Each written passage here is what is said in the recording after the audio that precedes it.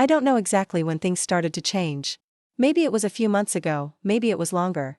It's so hard to pinpoint the moment when everything shifted from the way it was supposed to be to whatever it is now. I've been trying to ignore it, trying to pretend that everything is fine, that my perfect life hasn't started to unravel.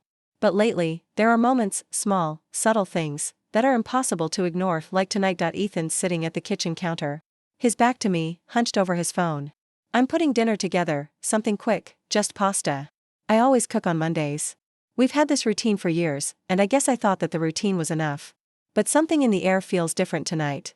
I can't put my finger on it. I catch a glimpse of his phone screen. It's just a flash, too fast to make out words. I don't know why I even looked. But there it is. A text message that I shouldn't care. But I do. He's never been secretive with his phone before. We've always had that level of trust, haven't we? So why does my chest tighten? Why do I feel this nagging, unwanted need to know what he's hiding? The sound of my knife cutting through the vegetables is suddenly deafening. I don't know why I feel so on edge, but I can't shake the sensation that something is off. I keep telling myself that I'm overthinking. He's just busy with work. He's always been a little distant when he's stressed, right? This is nothing. I keep chopping. Focus.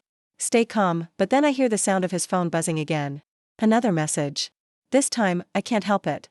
I glance at him. His fingers swipe quickly across the screen, his body stiffening as if he's trying to hide it from me. I notice the flicker of hesitation in his eyes when he realizes I've seen. Is that work? I ask, trying to sound casual, but my voice comes out a little too tight. Yeah, just some emails, he mutters, his eyes still fixed on the screen. I want to believe him. I want to. But something in my gut tells me it's not just emails. It's something more. I can't let it go. I can't just pretend like everything's fine when my mind is racing with questions I don't want to ask. Ethan, I say, my voice firmer this time, who are you texting?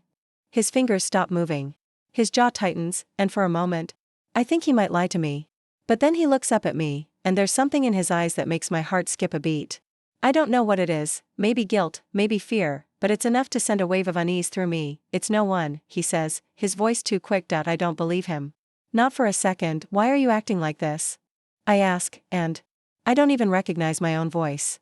It's too shaky, too raw. I take a step closer, my heart pounding in my chest.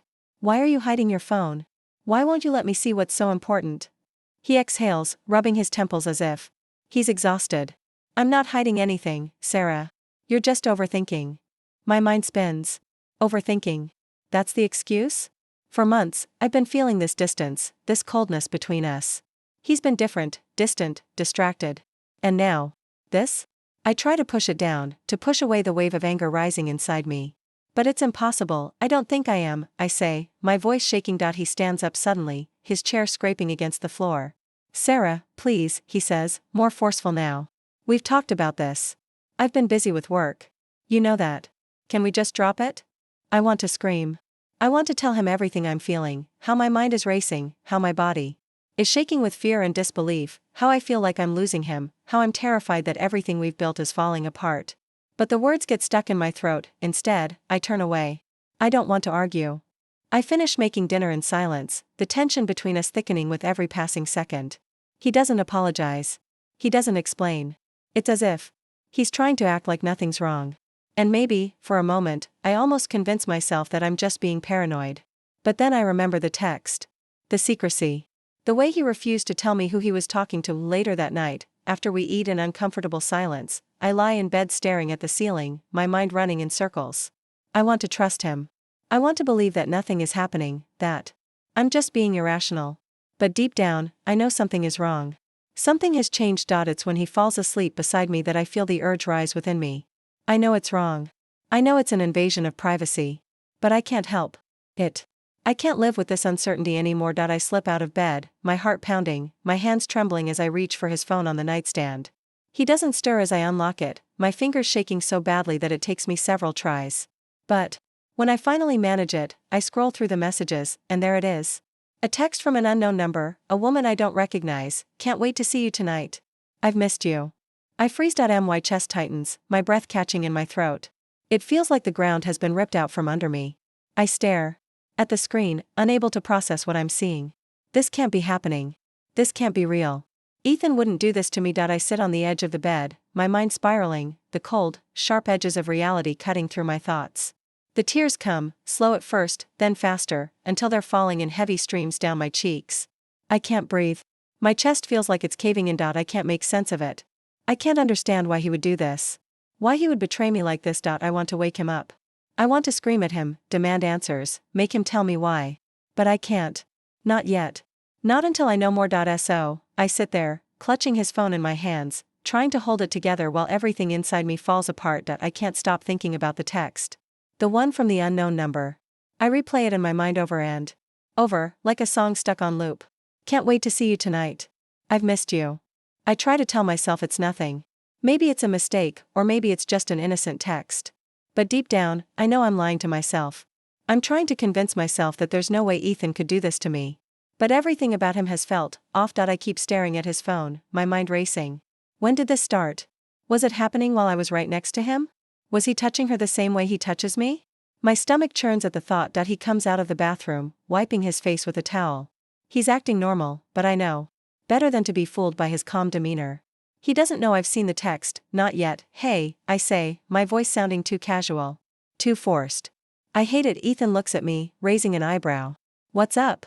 I sit on the edge of the bed, trying to act natural, but everything inside me is screaming. I need to talk to you. He drops the towel on the bed and sits next to me. He's looking at me now, but there's something in his eyes, something guarded. Maybe it's just me. Maybe I'm imagining it. But I can't ignore the gut feeling that tells me something's wrong. What's on your mind? He asks, his voice a little too calm. I can't do this quietly anymore. I need answers. Who's she? I ask, pulling the phone from my pocket and holding it up between us. His face drops. He freezes for a moment, his eyes darting to the phone. The silence stretches out, and I feel my pulse quicken. Sarah, don't lie to me, Ethan. I cut him off, my voice sharp now. Who is she? He takes a deep breath and looks away, his fingers fidgeting with the edge of the towel. It's nothing. Really. Just some messages from work. I stare at him. Work? My stomach twists into knots. That's bullshit, and you know it. I'm telling you the truth, he says, but I can see the tension in his jaw, his lips tight. It's just someone from the office. I don't know why you're making this a big deal. Why won't you look me in the eye? I ask, the words coming out before I can stop them. Why won't you just tell me the truth, Ethan? I deserve that much. He shifts uncomfortably, his eyes flicking around the room. Sarah, I'm sorry. I really am. It's nothing. Please just drop it, okay? I want to believe him. I really do. But I can't. The way he avoids my gaze, the way he fumbles with his words, it's all wrong.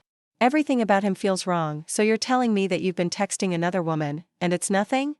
I ask, feeling my chest tighten. That's really what you're going to say? I'm not. He stops, his eyes meeting mine for a split second before he looks away again. Look, I haven't done anything wrong, okay? I swear. I didn't mean to hurt you. Then why do I feel like I'm being lied to? The words come out in a whisper, almost as if I'm afraid of hearing the truth. Why does everything feel so off? He stands up suddenly, running a hand through his hair. I don't know what you want me to say. I don't know how else to prove this to you. You don't get it, do you? I say, standing up too, frustration bubbling up. You've been shutting me out for months. I've noticed it. And now this? What am I supposed to think? I've just been busy, okay? Work's been overwhelming. His voice rises, defensive now. I don't have the energy for this, Sarah. Not now. Then why does this feel like something more? My voice cracks, and I hate that it does. You're not the man I married anymore, Ethan. He shakes his head, pacing a few steps away from me. You're overreacting. Just let it go. I feel my heart shatter into pieces. Overreacting? Is that all I am to him now? I've been nothing but supportive, nothing but loyal, and this is how he responds. You've changed, I say, barely above a whisper. I don't even recognize my own voice, the hurt so deep, it's suffocating. I've tried to ignore it. But I can't anymore. There's a moment of silence between us. Ethan doesn't say anything, just stares at the floor, his fists clenched at his sides. I can see that he's struggling. I know he's lying, but he's still trying to cover it up. I'll be in the living room, he mutters, before walking out of the room without another word. I stand there for a while, feeling like I'm drowning in a sea of confusion and pain. I want to scream. I want to collapse into a pile of tears.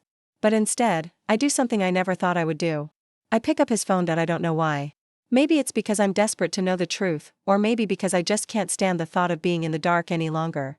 Either way, I unlock it, the number's still blurry in my hands, the text messages are right there, staring me in the face. It's worse than I thought. There are dozens of them, spread out over the past few weeks, flirty texts, intimate words, promises of more. And the worst part? Some of them were sent while I was right there in the same room, cooking dinner, asking about his day. How long has this been going on? How could I have missed it? My hands are shaking as I scroll through the messages. The pain cuts through me like a knife, each word more brutal than the last. I want to scream. I want to hit something. But most of all, I want to confront him again. I want answers. I want to know why, but something stops me. A part of me still clings to the hope that this can be fixed. Another part of me wonders if I'm already too far gone. I don't know what to do next. All I know is that the man I loved, the man I trusted, is a stranger to me now.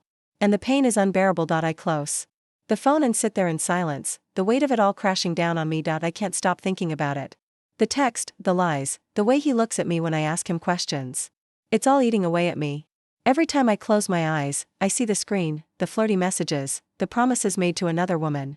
I want to push it all out of my head, but it's impossible. My mind is a constant replay, a cycle of hurt and disbelief. I follow him the next night. I can't help myself.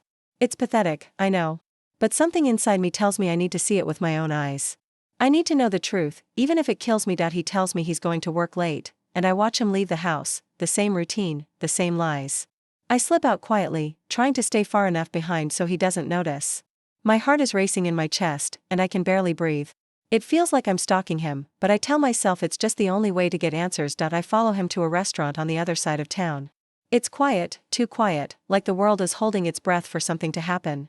I watch him go inside, but I don't move. Not yet. I need to see who he's meeting. I wait for what feels like an eternity. Then, finally, I see her. She walks in, her smile wide, her laugh too loud. She's younger than me, thinner, prettier. The woman from the text. My stomach drops. They're talking, laughing, the chemistry between them obvious. It's like I'm watching my worst nightmare come to life. I feel my body tremble with rage, but I don't leave. I stay there, glued to the spot, as they sit down together at a booth. They talk, they flirt, and he touches her hand. He touches her hand, the same way he used to touch mine. My chest tightens, and for the first time, I let myself cry. I hate him. I hate her. I hate myself for doing this to myself. I don't know how long I'm there, watching through the window. It feels like hours, but I know I have to leave before they see me. Before I do something I'll regret. But I don't leave empty-handed. I take a picture. A few pictures, just to make sure I have proof. Proof that will shatter everything. When I get back home, I can barely look at Ethan. The man I thought I knew, the man I loved, has turned into a stranger. I want to confront him right now, but I know I can't. Not yet. I need to think, to plan. I sit down on the couch, my phone in my hands, but I don't know who to call.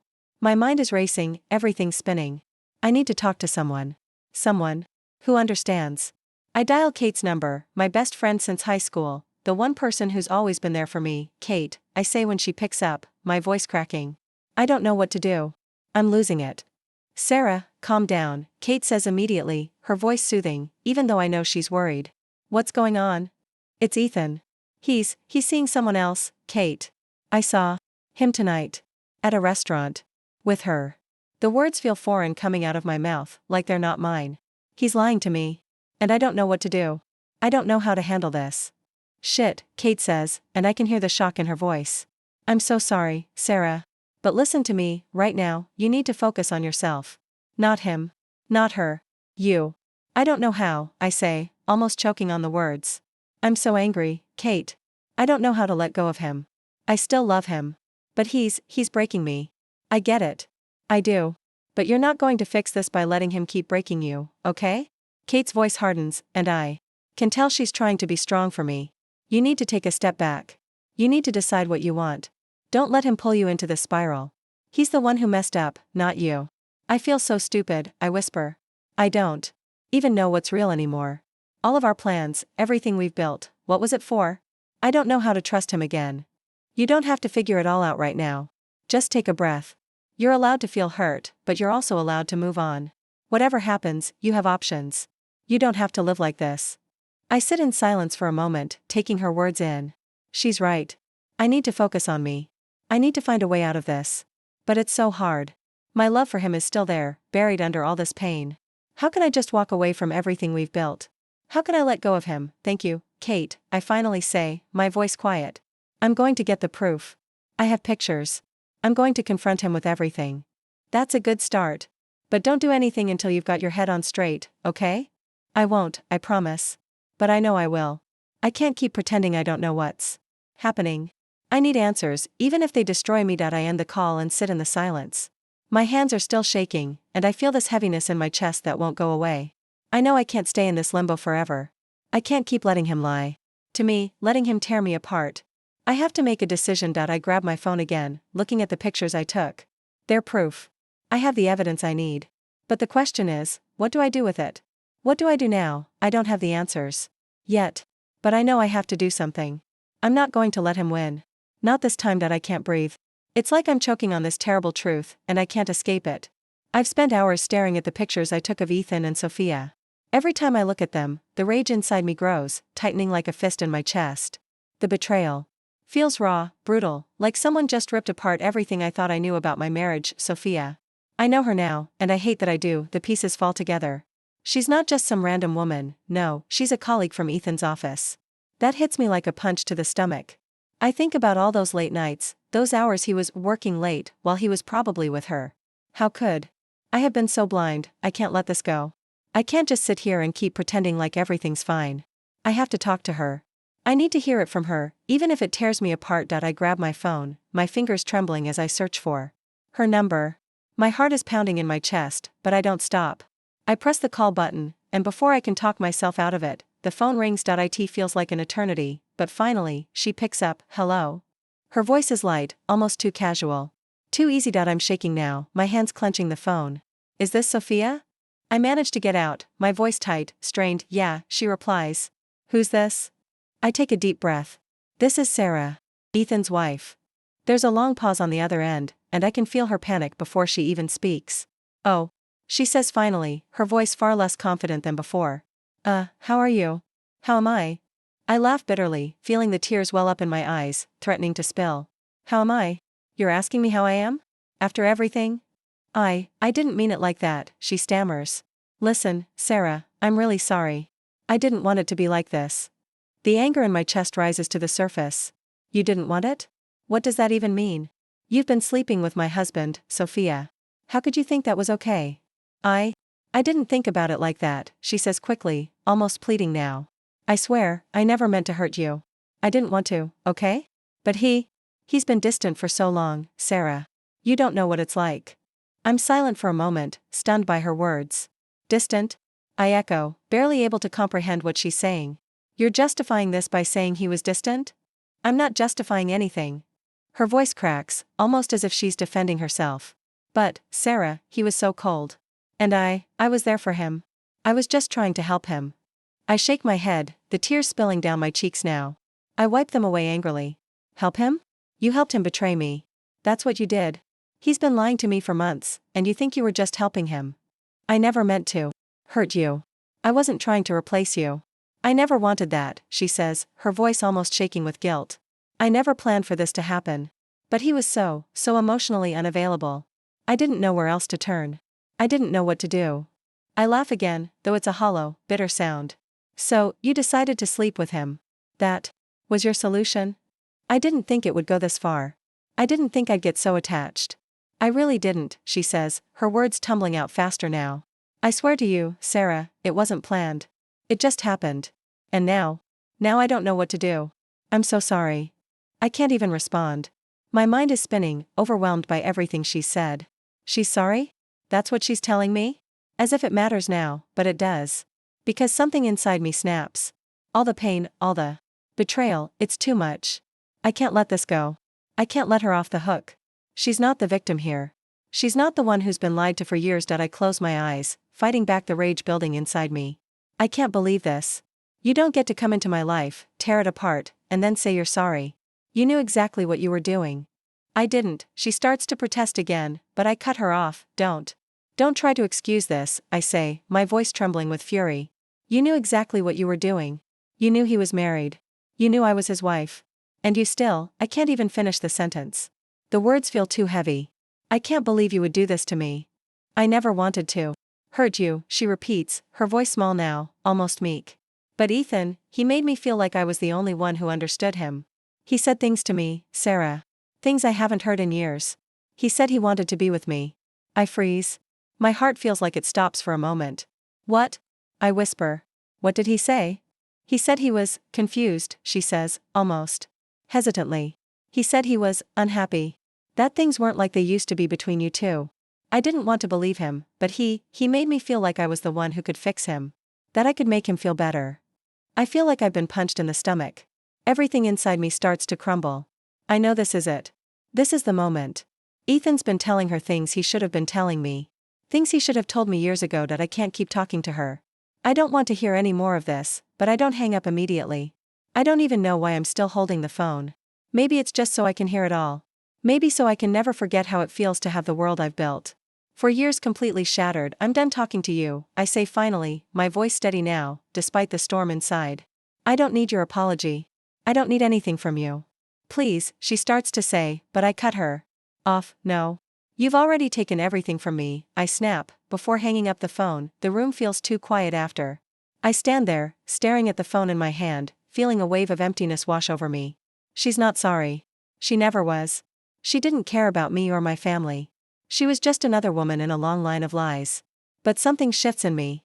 Now, something hardens. I'm not going to let Ethan off easy. I'm done being the one who gets hurt. I'm done being the one who's kept in the dark. I'll make him pay.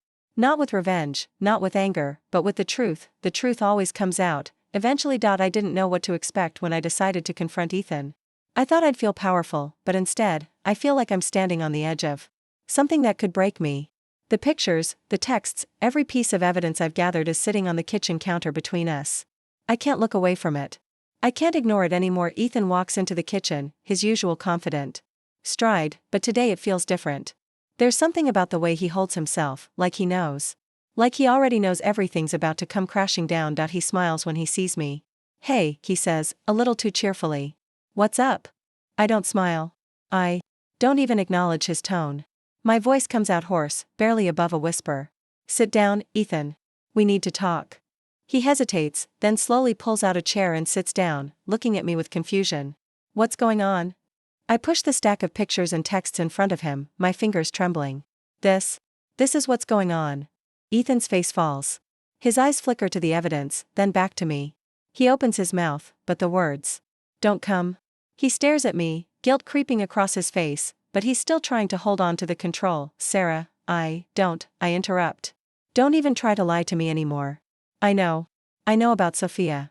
His eyes widen. He looks like he might say something, but the words aren't there. I can see it in his face, the shock, the shame. He runs his hands through his hair. Leaning back in the chair like he's trying to escape. Ethan, tell me the truth. Did you think I wouldn't find out? Did you think you could just keep lying to me forever? I didn't mean for this to happen, he says quietly, his voice strained.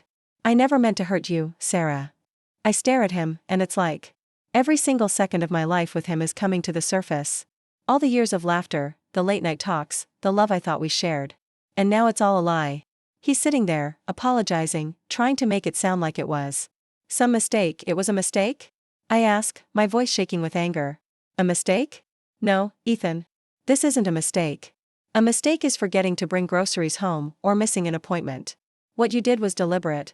You chose her. You chose to betray me. You chose to hurt me. He opens his mouth to say something, but I raise my hand to stop him. I don't want your excuses, I say, my voice growing louder. You've been lying to me, and for what? For some woman you work with? You didn't just make a mistake, Ethan. You chose her. Every single time you went behind my back. His eyes start to water, and I can see how much it's hurting him. But I don't care. Not right now. Right now, all I care about is the raw, gutted feeling inside me. All I want is for him to feel even an ounce of the pain he's caused. I never meant to hurt you, he says again, his voice cracking. You have to believe me, Sarah. It was a stupid mistake, and I don't know how to fix it. I don't know how to make this right. I feel a knot twist in my stomach. I love him. I do. But it doesn't matter anymore. None of it matters, no. You don't get to say that, I snap. You don't get to come in here and act like you can just apologize your way out of this. How do you even look at me after what you've done? How do you sleep at night, knowing what you've done to us? I've been miserable, Sarah. He says, his voice pleading now. I never meant to fall for her. I never wanted this to happen. I I just needed someone. I didn't know how to tell you. Needed someone? I repeat, my heart breaking all over again. You didn't come to me. You didn't try to talk to me. You didn't need anyone. You chose to lie to me. To sneak around behind my back. You knew what you were doing. And now, I have to sit here and listen to you tell me how sorry you are? Please, just listen to me, he begs, his voice strained. I'm sorry. I'm so sorry. I know I messed up. I know I hurt you, but I need you to understand. It wasn't about her. It was about me feeling alone. I thought if I could just be with her, I'd feel something again. I'd feel like I wasn't drowning. But I realize now that I don't want her. I don't want anyone but you. I stare at him, the hurt from his words almost too much to bear. That's the problem, isn't it? You only realize what you had when it's almost too late. My voice cracks, but I force myself to keep going. You've been living in your own world, Ethan, and I've been nothing more than a placeholder. For you. Someone to come home to while you chased whatever fantasy you had in your head. I was never enough for you, was I? That's not true. He reaches for my hand, but I pull it away. You were everything. You are everything to me, Sarah. I don't want to lose you. Please. I'll do anything. Just tell me what you want. I'll change, I swear. I'll fix this. Change? I laugh bitterly, feeling the tears finally spill over. How do you even begin to fix something like this? How do you even begin to fix us? He looks at me, desperation in his eyes. I'll prove it to you. I swear I will. I'll do whatever it takes. Just don't leave me. Please. I stand up, my knees weak. You don't get to decide that anymore, Ethan. I can't be here, waiting for you to figure it out. You broke me. You destroyed everything. And I'm done. Sarah, please, I can't do this, I say, my voice breaking. I can't keep forgiving you, over and over again, while you keep tearing me apart. I can't be the one who carries this anymore. I walk away from him, the pain of leaving him behind like a physical weight. I'm not even sure where I'm going, but I know I can't stay in this house. Not anymore. Not with him. I hear him call my name, his voice thick with regret, but I don't turn back. I just keep walking, my heart aching with every step. I don't know what comes next. I don't know how to move on from this. But I do know one thing, I'm not going to let myself be manipulated anymore. Not by him. Not by anyone. I'm done. The weight of the decision sits heavily on my chest. I can barely breathe when I think about it. Should I stay or leave? The question runs through my mind constantly, like a broken record. And it's not just my heart asking, it's my family, my friends, society. Everyone expects me to forgive Ethan, to move on for the sake of the children, for the sake of normalcy, but nothing feels normal anymore. I stare at the phone in my hand, a message from my mother. You're being so brave, sweetie. You have to remember the vows you took, for better or worse. I roll my eyes. Does she really believe this is just a bad patch? Does she think this is something we can work through? I don't respond. I can't. She's not the one who's been lied to, ignored, and betrayed. I head to the kitchen, pulling a glass from the cabinet. The silence in the house is deafening. I'm here, alone, in this cold space, trying to figure out what's left for me. I've been putting this off for days, weeks, really, but I can't keep pretending things will magically get better. I press the glass to my lips but don't drink. I stare at my reflection in the dark window. I look like a stranger to myself, tired eyes, messy hair, a woman who used to believe in love, who used to believe in him. But I don't know who I am anymore. I put the glass down and grab my phone again. I know I should probably reach out to Kate, but instead, I dial the number I've been avoiding, the therapist's office. I'm glad you called, Sarah, Dr. Harper says when I reach her later that afternoon. Her voice is calm, measured. How have you been feeling? I sigh, sinking into the couch. Like I'm drowning. Like I'm suffocating under this weight I can't shake off. I don't know what to do, Dr. Harper. I want to move on, but every part of me is pulling me in different directions. I don't know if I can forgive him. I don't even know if I should. Dr. Harper is quiet for a moment, as if giving me space to breathe. Tell me more about that. Why do you feel like you need to forgive him? What would that forgiveness look like to you? I bite my lip. I'm supposed to, right? I mean, people expect it. They all tell me to stay, to forgive, for the kids, for our history. But the more I think about it, I don't know what forgiveness even means anymore. Forgiveness isn't about excusing someone's behavior, she says gently. It's about releasing the hold that pain has on you. But first, Sarah, we need to talk about you, your worth, your boundaries, your needs. What's important to you? I swallow hard. I don't even know anymore. I've spent so much time trying to keep everyone happy, trying to make sure Ethan was happy. I don't know who I am outside of that. That's what we need to uncover, Sarah. Who are you without all the roles you've been playing? Without Being Ethan's wife or the mother of his children? What makes you happy, independent of anyone else? Her words hit me like a ton of bricks. I've spent so long wrapped up in my marriage and family that I've forgotten how to be just me. I've lost myself in trying to be perfect for everyone else, in trying to prove something to Ethan, to the world. I don't know, I whisper. I don't know who I am anymore. That's okay, Dr. Harper says. It's a process. But we can't move forward until you understand your own value, separate from what others expect from you. I take a deep breath. This isn't easy, but it's something I have to face. It's time for me to let go of the idea that I can fix everything, that I can fix him. I can't keep holding on to a dream of what I thought we were, a dream that was built on lies. I'm so scared, I admit, my voice trembling. I'm scared that if I leave, I'll be alone. I don't know how to start over. You're not alone, Sarah, she reassures me. And starting over isn't about being alone. It's about rediscovering who you are, reclaiming your power, and taking control of your happiness. I close my eyes, trying to picture it, living without Ethan, without the constant weight of his betrayal hanging over me. I picture myself being strong, independent, someone who doesn't need anyone's validation. I picture myself standing tall, not broken. I don't want to be a doormat anymore, I say, more to myself than to her. That's the first step, Dr. Harper says. You don't need to make this decision today, but start thinking about what your life would look like if you put yourself first. If you made the choice to heal, to move on. That's where your power lies. I nod, even though I'm not sure what it looks like yet. But I feel something shift inside me. A small, tentative flicker of hope. I don't need Ethan to complete me. I never did. I'll think about it, I tell her, my voice steady now. I'll start thinking about what I need. What I deserve. That night, after our session, I sit in front of the bathroom mirror. I look at myself, really look at myself for the first time in what feels like forever. I can see the exhaustion in my eyes, the hurt etched on my face. But there's something else, too. Something stronger. A quiet determination. I won't stay. For the wrong reasons. I won't stay because I'm scared of being alone, because I'm scared of what others will think. I'll stay for me. I'll make decisions that are right for me. I take a deep breath and look at myself again. You are worth more than this, I whisper, even though I'm still not sure I believe it fully. But I'm getting there. I can't keep living like this, hanging on to the remnants of a marriage that no longer exists. The only way forward is to take control, to stop letting his mistakes define my future. I walk into the living room, where Ethan is sitting, staring blankly at the TV. His eyes lift when he sees me, and I don't know what I'll say yet. But I'm ready to talk. Ready to make the hard decision. I can feel the change in me already. It's time. The idea had been building in me for days, simmering under the surface like a slow burn. I wanted revenge. No, I needed it. Not the dramatic kind, not the kind you see in movies where the wronged wife throws a glass of wine in her husband's face or smashes his car windows. That felt too easy. No, I wanted something more subtle, something that would leave him reeling without him even knowing who dealt the blow, and I knew exactly how to do it. I take a deep breath as I sit at my kitchen table, staring at my phone. I'm not proud of what I'm about to do, but it's been so hard to resist. Ethan's betrayal has eaten away at me, piece by piece. I've spent weeks in emotional turmoil, trapped in a prison of lies, and it's time for him to face the consequences.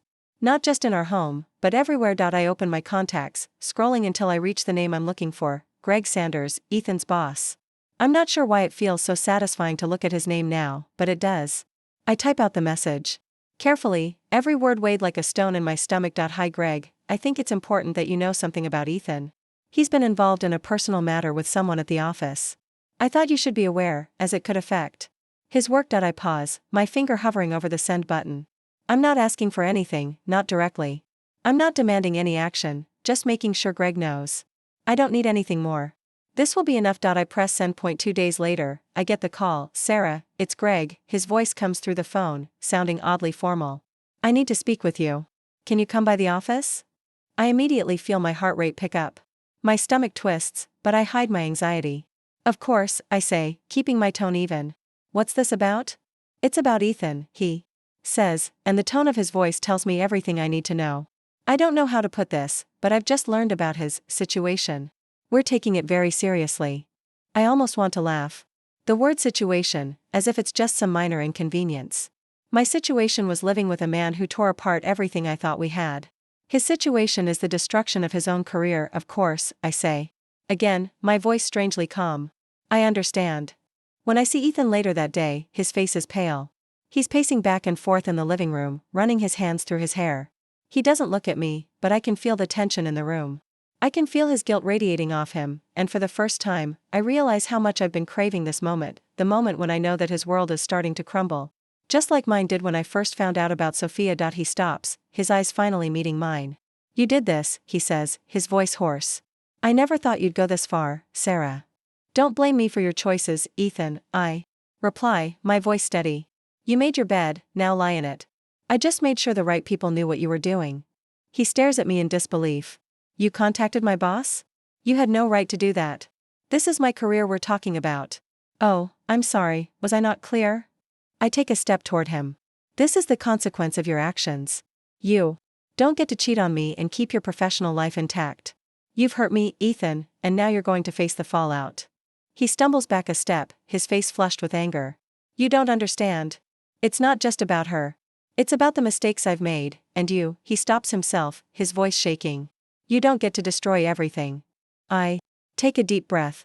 I didn't destroy anything, Ethan. You did that all on your own. For a moment, we just stand there in silence, his words hanging in the air. The satisfaction that once burned inside me feels like it's slowly fading, replaced by an odd emptiness. What have I really done? Is this revenge, or is it just another way to tear myself apart? Don't think this is over, he finally says, his voice cold, as if the apology he never gave me is wrapped up in his threat. It was never about me getting over it, Ethan, I reply quietly. It was about you facing the truth. The truth. Of what you did to me, to us. The following days are a blur. Ethan's career begins to unravel quickly. There's tension in the air at home, but it's different now, it's quieter. He's angry, yes, but also resigned. He can't fight what's coming. I've made sure of that, but there's no real victory in watching his downfall. I thought it would feel good, I thought it would feel like justice, but it doesn't. It feels hollow. I watch him, see him trying to save face in front of everyone, trying to salvage something from the wreckage he created, and I realize that no matter how much he suffers, it won't take away the pain in my heart. I stand in front of the mirror later that night, looking at my reflection again. I can't find the satisfaction I thought I would. Revenge is a tricky thing, it feels good for a moment, but the emptiness doesn't go away. It just shifts. It morphs into something worse. I reach for my phone again, tapping out a message to Kate. I did it. I exposed him. I don't know how I feel about it, but it's done. The response comes quickly, you did what you needed to do. But Sarah, I'm proud of you for taking control. Now it's time to focus on you. Take back your life. I put my phone down and look at myself again. She's right. It's time for me to stop focusing on what Ethan's lost, what I've taken from him. It's time for me to start healing. The real revenge? It's not in destroying him. It's in taking back my power. It's in walking away from this mess and rebuilding myself, piece by piece, and I will rebuild. It's been 3 months since I walked away from Ethan. 3 months since I finally made the decision to stop being a doormat and reclaim my life. And I can honestly say, for the first time in forever, I feel like I'm breathing again. The ache of betrayal is still there, but it doesn't consume me anymore. It doesn't wake me up at night, squeezing my chest like it used to. I've built walls around that pain. Not walls to trap it in, but walls to protect myself. And for the first time, I'm in control. I've thrown myself into work, into my career, something I neglected for too long. I'm more focused than I've ever been. I'm even getting compliments on my new approach. My boss actually told me last week that he's impressed with my results, that he can see a noticeable shift in my work ethic. The old me, the one who relied on Ethan to make me feel validated, is gone. In her place is a woman who doesn't need anyone else's approval. That's the most liberating thing I've ever experienced. Kate has been a huge part of this transformation. She's always been my rock, but now, she's like the mirror I never had, helping me see the strength I had buried beneath all the pain. We've spent countless nights talking, drinking wine, and just being there for each other. She's been my support system, but also the one who pushes me to do more, to be more. Sarah, you're finally starting to get it, she says one evening, her voice full of pride as we sit on my couch, sharing pizza and gossiping about everything except Ethan. I laugh, leaning back. I don't know what it is. I think I'm just done. I'm done feeling like my worth is tied to someone else's opinion. I'm done letting his mistakes define me. She smiles at me, like I've passed some sort of test. Exactly. And you're doing it. You're living it. And it's true. I'm living it. I've started to do things for me, not for Ethan, not for anyone else. I joined a yoga class, something I've always wanted to do but never had the courage to commit to. I've been cooking new recipes that make me feel good. I've even gone on a couple of dates. Not anything serious, just casual, fun distractions. The thought of rushing into a new relationship still scares me. But it's refreshing to feel desired again, to remember that I'm more than someone's wife, someone's ex-wife. I'm just me, but, of course, there are days when the past creeps back in, and I wonder if I'm really okay. Am I really healing, or am I just masking the pain? But then I talk to Kate, or I focus on my children, or I dive into my work, and I realize, no, this is healing.